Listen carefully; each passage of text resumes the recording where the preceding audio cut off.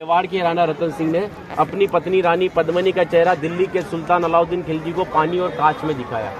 लेकिन हिंदुस्तान का साइंस कहता है कांच का आविष्कार 1535 में हुआ और रानी ने जौहर 1303 में किया। तो 237 साल पहले अपने हिंदुस्तान में कांच और मिरर नहीं थे। और अलाउद्दीन खिलजी के साथ में पर्सनल राइटर आया था जिसका नाम था अमीर खुसरो, जिसने उस समय किताब लिखी थी तारीख अलाई।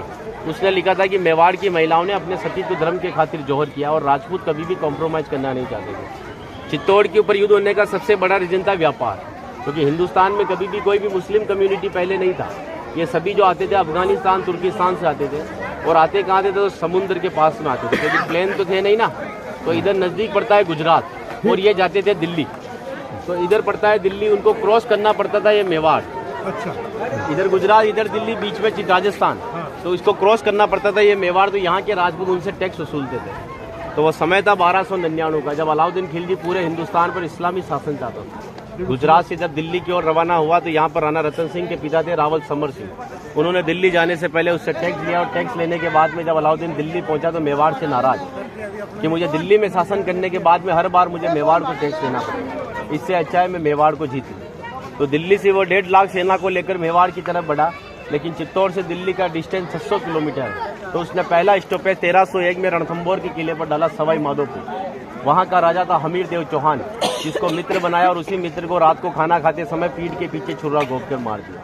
उनकी पत्नी थी रंग देवी। हिंदू धर्म के अंदर रात में चिताएं नहीं जलती, तो वहाँ की महिलाओं ने पानी में कूदकर जल जौहर कर लिया, बच्चियों ने, सभी ने। लेकिन सुबह यह हुआ कि डेड बॉडियां तैर कर ऊपर आई तो आक्रांताओं ने डेड बॉडियों को निकालकर महिलाओं की बॉडी में बच्चियों के साथ में रेप करके उनके बॉडी पार्ट्स को काटकर नग्न अवस्था में रणथंभौर के किले के बाहर लटका दिए, ताकि यह संदेश चित्तौड़ पहुंच जाए और चित्तौड़ की रानी पद्मिनी किले को छोड़कर दूर चली जाए। 1303 में जब अलाउद्दीन चित्तौड़ पहुंचा तो किले के ऊपर आने के लिए उसको 7 गेट क्रॉस करना था, तो इम्पॉसिबल था। तो उसने 1.5 लाख सेना को किले के चारों तरफ फैलाया।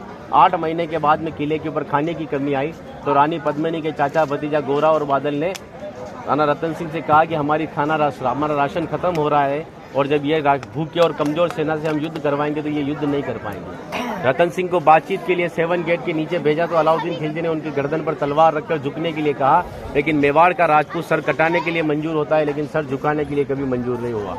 राणा रतन सिंह को धोखे से बंदी बनाया और रानी पद्मिनी को संदेश भेजा कि आप हमारे अधीनता स्वीकार करो, हम दिल्ली चलेंगे।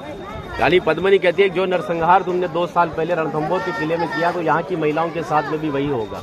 इस वजह से जहाँ मैं जाऊँगी वहाँ ये वीरांगनाएं चलेगी। 2 महीने का समय लिया। अलाउद्दीन खिलजी ने 700 डोलियाँ किले की ओर भेजी, लेकिन रानी पद्मिनी को पता था कि मेवाड़ में घूंघट सिस्टम है, तो हर एक सोल्जर्स को लेडीज पोशाक पहनाकर तलवार और भालों के साथ में उस पालकी में बिठा दिया और रानी